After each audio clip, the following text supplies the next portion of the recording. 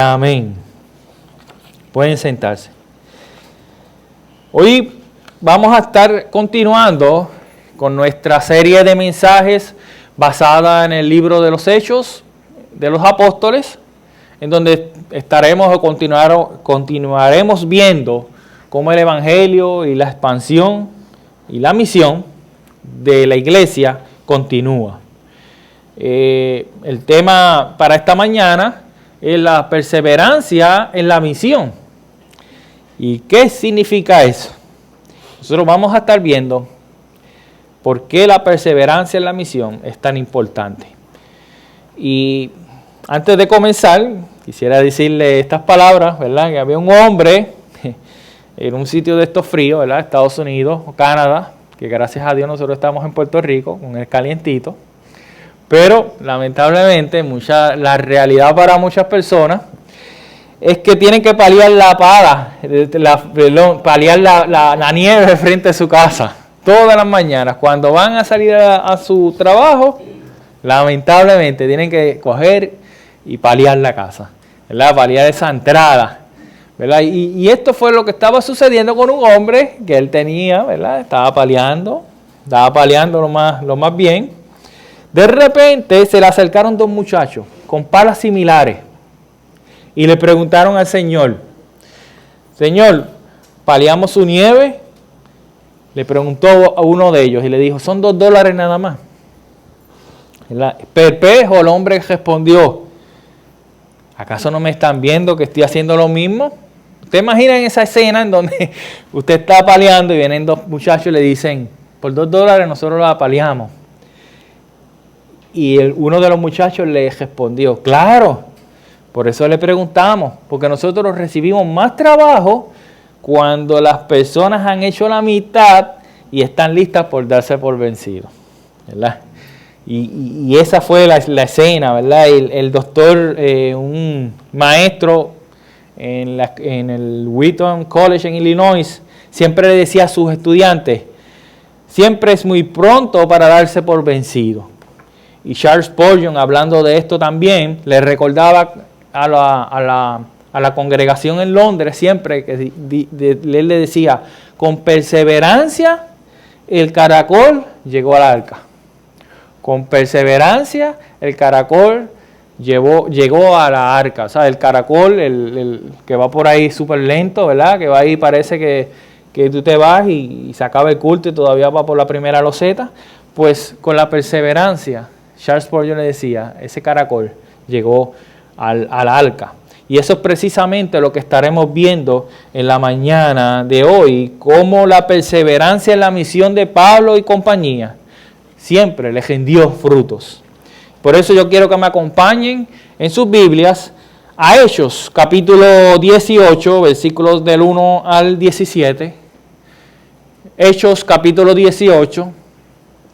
Versículos del 1 al 17, cuando lo tengan me dicen amén.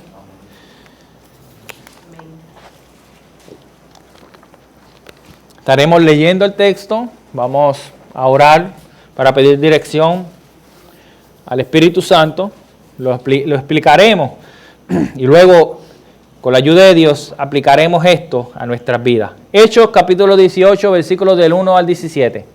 Amén, así dice la palabra. Después de esto, Pablo salió de Atenas y fue a Corinto. Y se encontró con un judío que se llamaba Aquila, natural del Ponto, que acababa de llegar de Italia con Priscila, su mujer, pues Claudio había ordenado a todos los judíos que salieran de Roma. Y como él era del mismo oficio, se quedó con ellos y trabajaba juntos, pues el oficio de ellos era hacer tiendas. Y discutían en la sinagoga todos los días,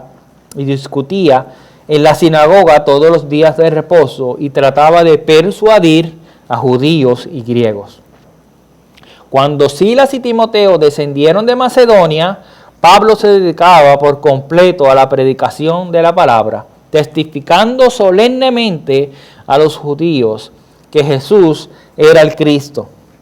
Pero cuando ellos se lo pusieron y blasfemaron, él sacudió sus ropas y les dijo, vuestra sangre sea sobre vuestras cabezas. Yo soy limpio. Desde ahora me iré a los gentiles. Y partiendo de allí, se fue a la casa de un hombre llamado Ticio Justo, que adoraba a Dios, cuya casa estaba junto a la sinagoga. Y Crispo, el oficial de la sinagoga, creyó en el Señor con toda su casa, y muchos de los corintios, al oír, creían y eran bautizados. Y por medio de una visión durante la noche, el Señor dijo a Pablo: no temas, sigue hablando y no calles, porque yo estoy contigo y nadie te atacará para hacerte daño, porque yo tengo mucho pueblo en esta ciudad. Y se quedó allí 1 año y 6 meses, enseñando la palabra de Dios entre ellos. Pero saliendo Galión, procónsul de Acaya, los judíos se levantaron a una contra Pablo y lo trajeron ante el tribunal, diciendo: este persuade a los hombres que adoren a Dios en forma contraria a la ley. Y cuando Pablo iba a hablar, Galión dijo a los judíos: si fuera cuestión de una injusticia o de un crimen depravado, oh judíos, yo os los toleraría, como sería razonable. Pero si son cuestiones de la palabra y hombres y de vuestra propia ley, allá vosotros, no estoy puesto a ser juez de estas cosas. Y los echó del tribunal. Entonces todos ellos le echaron manos a Sóstenes, el oficial de la sinagoga, y lo golpeaban frente al tribunal. Pero Galión no hacía caso de nada de esto. Padre Santo y Todopoderoso, bendito sea tu nombre. Padre, hemos leído la palabra, pero ahora te pedimos, Padre, que por el Espíritu Santo tú nos des un entendimiento perfecto de tu palabra, un entendimiento como tú quieres que nosotros entendamos. Padre, yo te pido por mí que me des, a pesar de mi debilidad, que puedas exponer la palabra con fidelidad, pero también con claridad, para que tu nombre sea glorificado y las almas vengan a Cristo, Padre. En tu nombre hemos orado. Amén y amén. La semana pasada nosotros vimos cómo la palabra tuvo 3 diferentes respuestas en 3 diferentes ciudades. En Tesalónica la palabra fue resistida por la mayoría de los habitantes. Ellos persiguieron a Pablo y Pablo, ¿verdad? Los hermanos sacaron a Pablo y lo llevaron a una ciudad de Berea, ¿verdad? Que se llamaba Berea. Pero en esa ciudad, al contrario de Tesalónicas, la palabra fue acogida. Y nos dice el texto que los bereanos, ¿qué hacían? Ellos escudriñaban la palabra para saber si lo que decía Pablo y Silas eran verdad. Y como dice la palabra, ellos eran de más noble corazón. Luego, estos que estaban en contra de la palabra de Tesalónica fueron a Berea a levantar y a cizañar. ¿Y qué sucede? Ellos le echaron mano a Pablo, pero los hermanos bereanos sacaron a Pablo y lo llevaron hasta Atenas. Y entonces en Atenas nosotros vimos que la palabra fue ridiculizada. En Atenas Pablo vio, y como decía el texto, su corazón se enardecía al ver tantos ídolos. Pero a Dios no se le pasa nada desapercibido, ni nada en vano. Sino que Pablo, cuando iba caminando, vio una estatua que decía el Dios no conocido. Y Pablo utilizó esa estatua, ¿verdad? Ese ídolo para exponer el evangelio. Y así hizo. Expuso el evangelio. Algunos creyeron, pero la mayoría ridiculizaron lo que Pablo estaba diciendo. Pero en la mañana de hoy nosotros veremos cómo se ve la perseverancia en la misión de Pablo y compañía. Y estaremos viendo 3 enseñanzas. Primero nosotros estaremos viendo el compañerismo en la misión. Luego estaremos viendo el aliento en la misión. Y luego lo que inevitablemente sucede cuando los cristianos están exponiendo el Evangelio, siempre vienen ataques a la misión. Veremos ahora en los primeros 8 versículos cómo Pablo parte de Atenas y llega a Corinto. Para darle un poquito de contexto, ¿verdad? Corinto era un centro de comercio en donde su situación geográfica lo hacía inevitable. ¿Qué quería decir esto? Que la ciudad estaba situada sobre el estrecho del istmo. Un istmo es como una conexión, como si fuera un puente natural. Como decir, están en Centroamérica, para que lo entiendan, y están por Panamá, está Colombia, Panamá, y después está el resto de Centroamérica. Pues Corinto estaba ahí, inevitablemente había que pasar por ahí. Esto lo hacía de un sitio estratégico, y Pablo, guiado por el Espíritu Santo, va a Corinto. ¿Por qué? Porque como era un centro comercial, si las personas creían, el Evangelio iba a seguir esparciéndose. Pero también Corinto tenía una mala reputación, moralmente tenía una baja moral. Ahí se practicaba un sinnúmero de ritos en donde habían prostitutas del templo, de los templos, ¿verdad?, de adoración, y la moral en ese sitio era bastante precaria. Y políticamente Corinto era la capital de Acaya, ¿verdad? Lo que es Grecia hoy. Corinto era la capital de la provincia romana de Acaya. Y ahí era donde Pablo se encontraba en ese momento. Luego en los versículos del 2 al 3 nosotros vemos cómo Pablo comienza a hacer nuevos compañeros. Y nos habla de 2 personas, un matrimonio.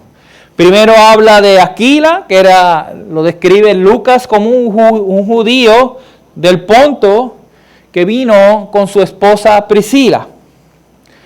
Y esta no es la única vez que lo menciona. Nosotros vemos que en el ministerio de Pablo, ellos eran pieza clave como ayudantes en el ministerio de Pablo a través del Nuevo Testamento.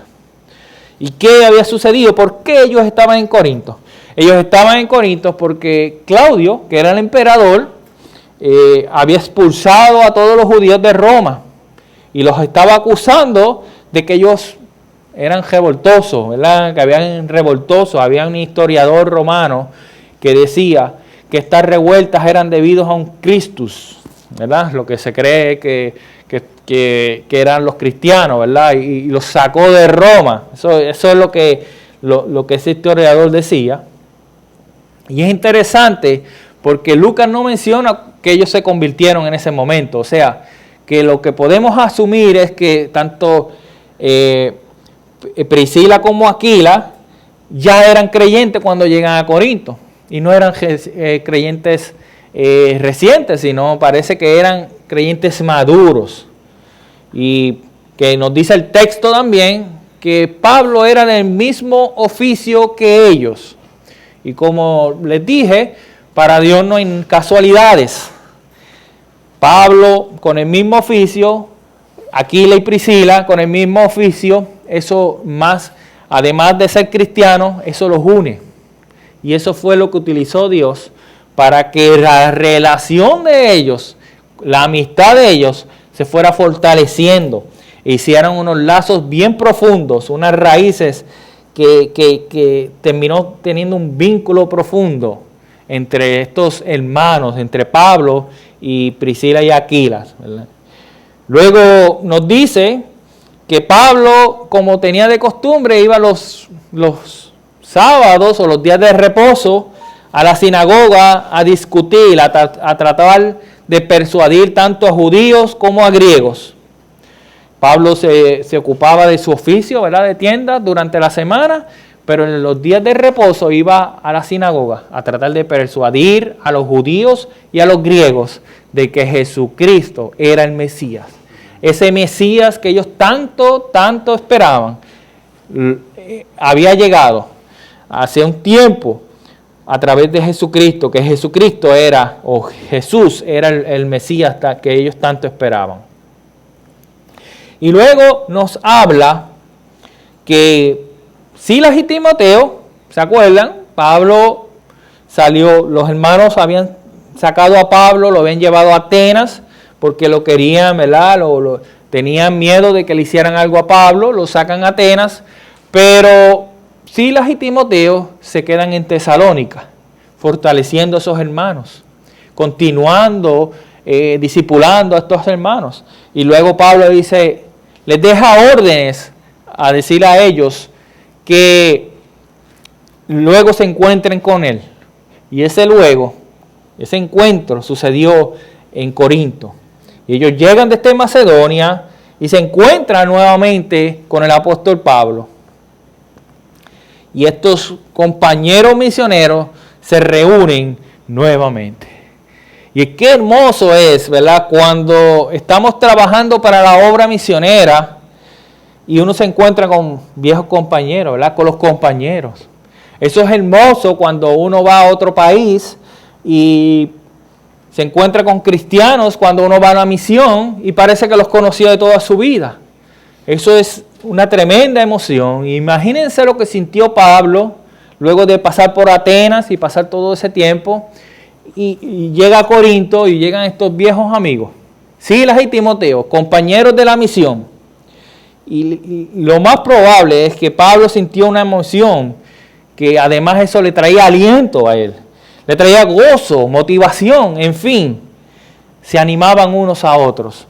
Y para eso es lo que Dios quiere en el ministerio. No un ministerio para estar solo, sino un ministerio para estar con compañeros que lo puedan alentar y puedan ser de beneficio para la obra. Y también nos dice que Pablo se dedicaba, cuando llega Silas y Timoteo, Pablo se dedicaba por completo a la predicación.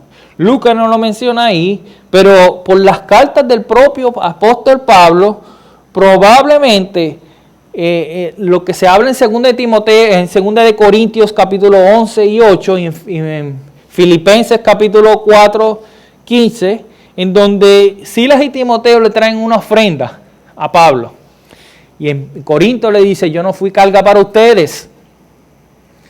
Y Pablo probablemente, con esa ofrenda que trajeron Silas y Timoteo de Tesalónica, él pudo dedicarse por completo, por entero, a la misión, día tras día, predicando solemnemente la palabra de Jesucristo, la palabra del Evangelio, la palabra de Dios.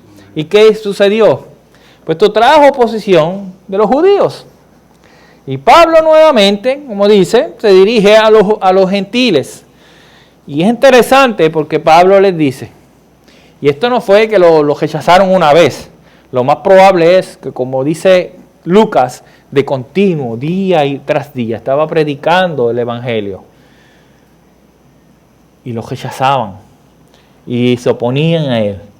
Hasta que Pablo le dice, que vuestra sangre sea sobre vuestras cabezas, yo soy limpio. ¿Qué quiere decir esto? Que los judíos eran los que cargaban con su propia culpa, porque Pablo le había traído la solución a su vida de la salvación. Pablo dijo, ya yo he cumplido mi deber y quedo limpio, quedo libre de culpa. Si ustedes van al infierno, no pueden decir que no fue por falta de palabra, no fue por falta de oportunidades, porque yo solemnemente traté de persuadirlos, pero ustedes se opusieron. Eso es lo que quiere decir esas palabras. Pero a pesar de esto, Pablo continuó perseverando en la misión. Y nosotros vemos en los versículos del 7 al 8 cómo Pablo ahora se dirige a los gentiles y encuentra a dos hombres que serían también compañeros de él y que luego nosotros vemos en las cartas que él los menciona como colaboradores de ellos. Y el primero es Ticio, es Justo, o como los teólogos han sacado, ¿verdad? Es Tito, no es otra persona más que Tito.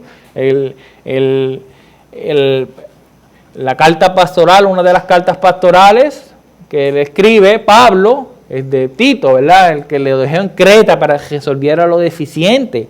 Pues este Tito tenía la casa al lado de la sinagoga, en donde Pablo utilizó esa casa para seguir exponiendo el Evangelio. ¿Y qué sucedió con esto? Que Crispo, el que era el jefe de la sinagoga, o el oficial de la sinagoga, ¿qué sucedió? Creyó en Cristo Jesús. Y dice, y no tan solo él, sino dice la palabra que creyó en el Señor con toda su casa, y muchos de los corintios, ¿qué hacían? Al oír, creían y eran bautizados. La perseverancia de Pablo trajo los resultados esperados.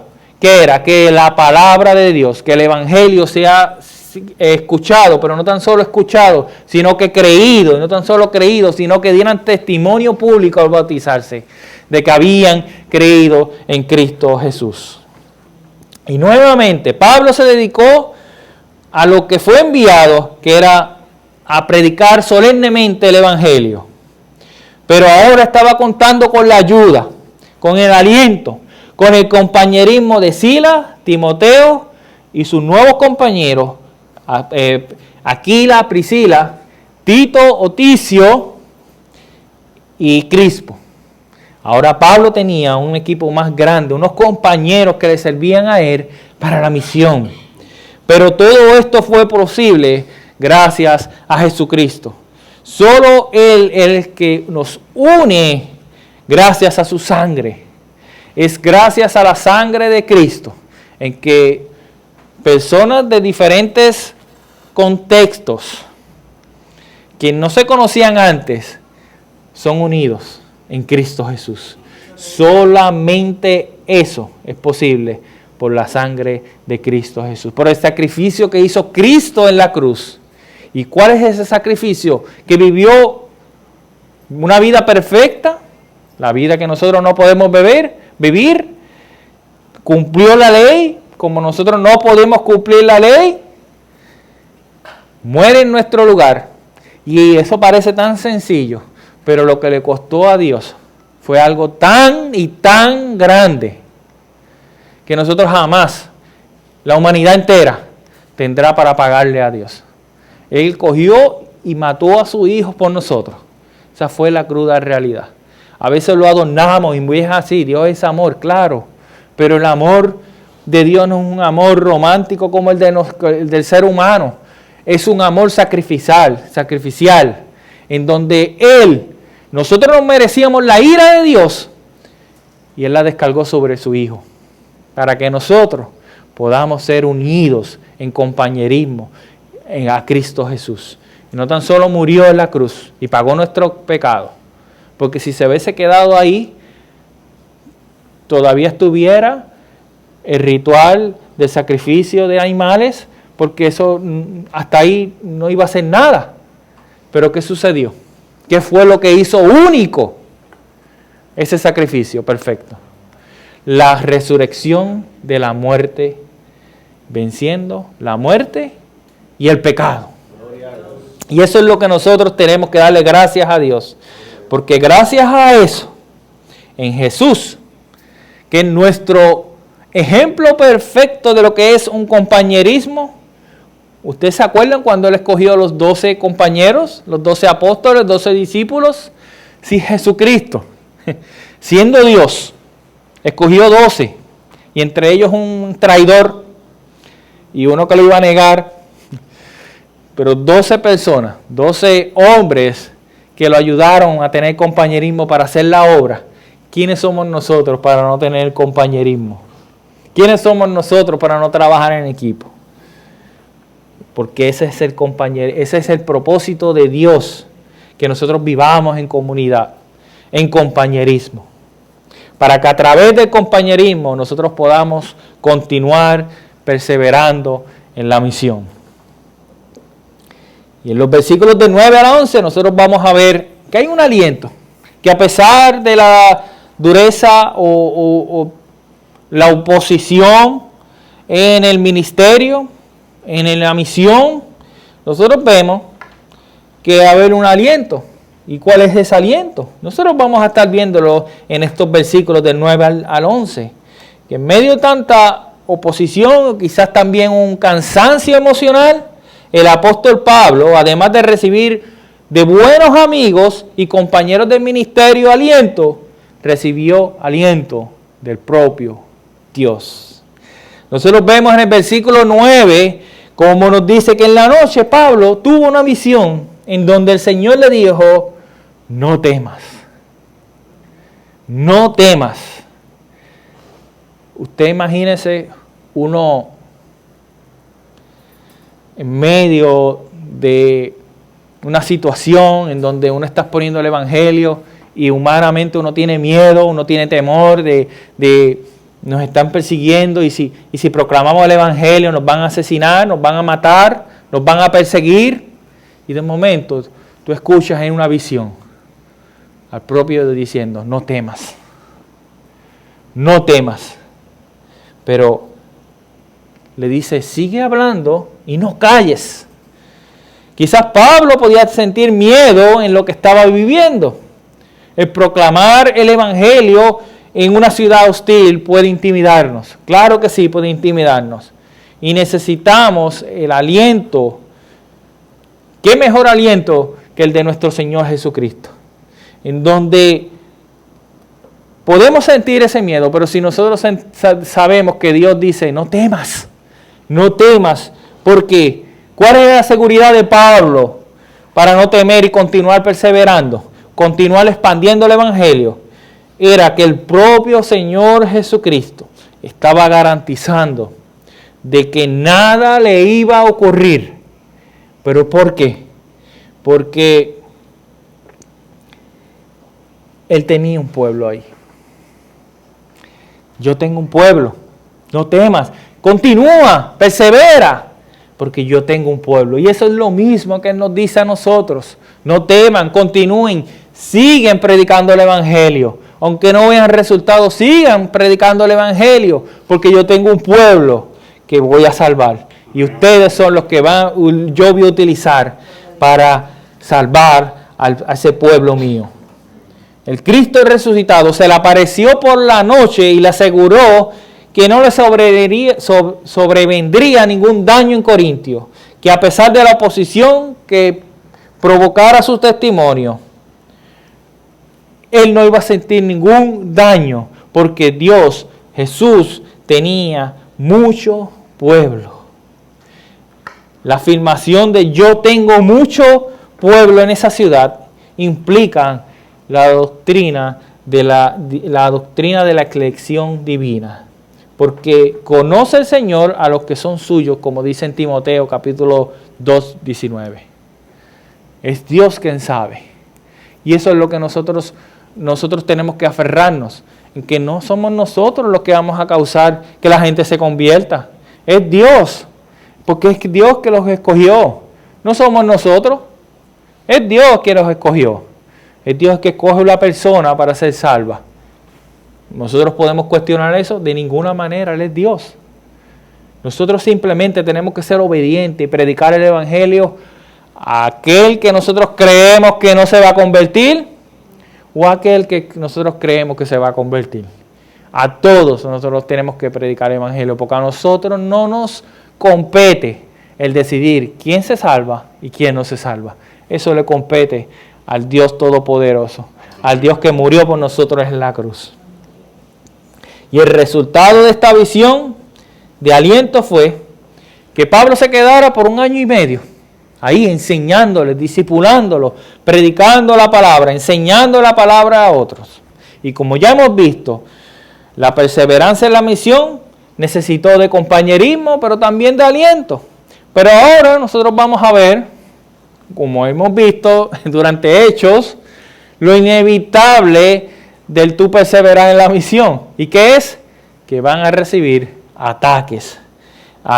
Y eso fue lo que recibió Pablo, ¿verdad? Lo que vimos en los versículos del 12 al 17. Lo primero que vemos en estos versículos es que Lucas hace mención de que Galión era el procónsul de Acaya. Probablemente, según los historiadores, Galión en ese momento fue que comenzó. Hubo un cambio y este Galión era nuevo. ¿Y qué hicieron los judíos? Pues espérate, que este es nuevo. mira, un gobernante nuevo, vamos para allá a hablar con él, vamos a llevar a Pablo, vamos a acusarlo. ¿Y qué hicieron ellos? Precisamente eso. Y llevaron a Pablo al tribunal y volvemos a ver cómo aquí sigue la oposición. Estos judíos no se quedaban tranquilos, seguían con la oposición. Esto, mis amados hermanos, será una constante cada vez que se proclama el evangelio verdadero. Siempre Satanás va a mandar sus emisarios, siempre. ¿Por qué? Porque él no quiere que nadie se convierta. Él quiere mantener las puertas del Hades bien cejadas, para que cuando venga el avance de la iglesia, no las pueda abrir. Pero, ¿cuál es la promesa de Jesucristo? Dice que las puertas del Hades no podrán prevalecer contra la iglesia. Ninguna artimaña satánica podrá impedir el avance del evangelio, el avance de la misión de Dios, porque es mismo Dios quien garantiza ese avance. Y en el versículo 13, nosotros vemos de qué acusaban a Pablo. Y estos judíos decían, este hombre persuade a todos a que adoren a Dios en una forma contraria a la ley. Y ahí estaban esos judíos. Vamos con él, vamos a acusarlo y vamos a zumbarle ahí, ¿verdad? Que este quiere, ¿verdad? Que está persuadiendo de que nosotros adoremos a Dios algo contrario a lo que dice la ley. ¿Y cuál fue la decisión de esto? ¿Qué fue lo que el Claudio, ¿verdad? Galión decidió, el procónsul. ¿Qué decidió el procónsul? De inmediato él vio el verdadero asunto en la acusación y no era la aplicación de la ley romana. Él lo vio rápido, espérate, que estos vienen por otra cosa, sino que era una interpretación de la ley judía. Así que él rehusó atender el caso. Y estos judíos pensaban que se iban a salir con la suya, pero no fue así. Esto no fue así. El Señor estaba cumpliendo su promesa de que no le iba a suceder nada a Pablo, porque él tenía mucho pueblo que para ser salvo. Y Jesús, ¿verdad? El Señor estaba cumpliendo esa promesa. Él lo libró a Pablo, ¿verdad?, de las acusaciones de estos judíos. Pero nosotros vemos en el versículo 17 cómo estos judíos, en un intento desesperado, como no pudieron hacerle nada a Pablo, ¿qué hicieron? Ellos golpearon a Sóstenes, el nuevo jefe de la sinagoga. El nuevo jefe de la sinagoga, ellos lo golpearon, pretendiendo de que si Galión veía eso, era una acusación de la ley romana, que estaban golpeando, Galión le iba a hacer caso. ¿Y qué sucede él? Váyanse de aquí. No le hizo caso. O sea que los dejó, si la soga dice la cabra, ¿verdad? Los dejó, en vano fue lo que ellos hicieron. Así, mis amados hermanos, que esto nos enseña cómo Pablo perseveró en la misión y nos dio, que Dios nos dio en la gran comisión de Mateo 28. Él tuvo compañerismo, él tuvo aliento de parte de Dios, pero también tuvo ataques. Esos tres elementos, mis amados hermanos, siempre estarán presentes en el cumplimiento de la misión que Dios nos encomendó. Esos tres elementos, tanto el compañerismo, tanto el aliento de parte de Dios y de parte de los hombres, o de parte de los compañeros, pero también recibiremos ataques, indirectamente o directamente. Pero esos tres elementos estarán ahí en el cumplimiento de la misión de Dios. Entonces, ¿cómo nosotros podemos aplicar esto a nuestras vidas? Así como Pablo tuvo compañeros que le ayudaban, que eran su sostén y su aliento, nosotros necesitamos ese compañerismo en nuestro caminar cristiano. Dios quiso que nosotros vivamos vidas en comunidad. Por eso es que quiso, por eso es que Él instituyó a la iglesia. Un grupo de creyentes bautizados que se unen en la iglesia local para que tengan esto, compañerismo. ¿Para qué? Pero la pregunta es ¿para qué? ¿Para qué Dios quiere que nosotros tengamos compañerismo? para comer todos juntos, de vez en cuando, claro que sí, ¿verdad? Y por eso que hay a veces que algunos estamos un poquito, ¿verdad? Como dicen por ahí, un buen bautista siempre come mucho. En una reunión bautista no puede faltar la comida. ¿Pero para qué? ¿Para eso nada más? Para chismear, negativo. Eso sí que no, eso los congrega el demonio. Pero Dios no nos congrega para eso. Sino para ayudarnos unos a otros, para motivarnos unos a otros, para alentarnos unos a otros, amonestarnos unos a otros, animarnos unos a otros. Un consejo, una llamada, una ayuda, una oración. O simplemente nuestra presencia en momentos difíciles y en momentos de alegría. Amén. Para eso es que Dios quiere que nosotros estemos en comunidad, para que podamos aprender unos a otros de su palabra, para que podamos ir listos para la misión, a cumplir la misión. Lo segundo que nosotros vimos es cómo el Señor le dio aliento a Pablo en el momento oportuno. Esto, mis amados hermanos, es lo mismo que Dios hace en nuestra vida. Él nos alienta en el momento oportuno. Él no llega tarde ni llega temprano, o siempre está temprano, ¿ves? Pero en el momento indicado, en el momento justo, ahí es que llega Dios a nuestro rescate. Con una palabra de aliento, a través principalmente de su palabra, o a través de un hermano, o a través, muchas veces, a través de un propio inconverso. Dios utiliza. A Dios no hay quien lo encajone.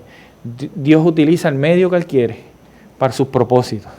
Pero Él nos dio su palabra, principalmente, para que nosotros escuchamos la palabra del aliento. Y eso es así. Usted puede estar en un momento de desesperación, de angustia, de problema, y usted va un domingo, un miércoles, un jueves, y de momento usted escucha una palabra que al parecer el sermón del pastor o el hermano que estaba hablando dijo algo y usted cree, wow, esto lo dijeron exclusivamente para mí. No es eso, mis amados hermanos. Es que Dios que nos ama, nos está alentando a través de su palabra, a través de la palabra de hermanos. Eso es lo que hace nuestro Dios. Siempre llega a tiempo en nuestro rescate.